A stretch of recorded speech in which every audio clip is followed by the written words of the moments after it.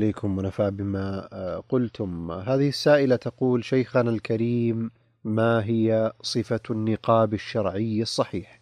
النقاب هو النقب الفتحة في غطاء الوجه، النقب الذي هو الخرق اليسير في غطاء الوجه بقدر العين، العين ببياضها منهم من وسوادها. يقول أنها السواد خاصة الذي ينظر فيه محل النظر.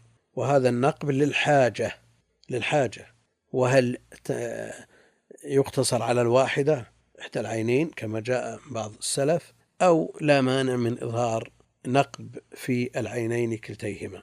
وأما ما يخرج جزءا من البشرة ولو كان يسيرا، مع الأسف توسع النساء في النقاب لما له من أصل شرعي من منع المحرمة من الانتقاب، مفهومه أن غير المحرمة تنتقب، لكن النقاب الشرعي الجائز لأن الأصل تغطية جميع الوجه، وما جاء على خلاف الأصل للحاجة فالحاجة تقدر بقدرها، وما زاد عليه يرجع إلى المحظور.